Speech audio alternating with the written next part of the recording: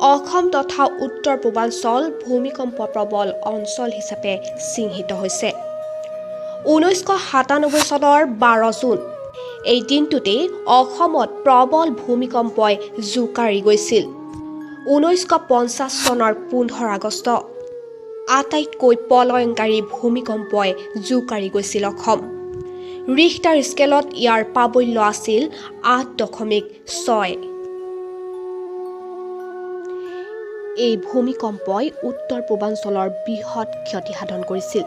এই ভূমিকম্পত উজনি অসমৰ মানচিত্ৰই সলনি হৈ পৰিছিল।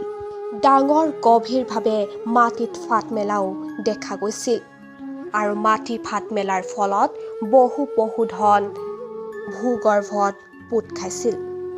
এই ভূমিকম্পই বহু ডাঙৰ ডাঙৰ নদী যেনে ব্ৰহ্মপুত্ৰ, সোৱণশিৰি, বুঢ়ীদিহিং, জীয়া-ভৰালী আদিৰ গতিপথ আৰু প্ৰস্থ সলনি কৰি নদীসমূহ বাম কৰি গ'ল, যাৰ বাবে আজি অসম সঘনাই বানপানীৰ প্ৰকোপত পৰিছে।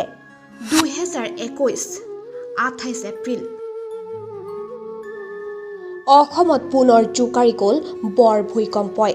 প্ৰায় 7টা দশকৰ পিছত 6.4 প্ৰাবল্যৰ ৰিখটাৰ স্কেলত জোকাৰি গ'ল অসম।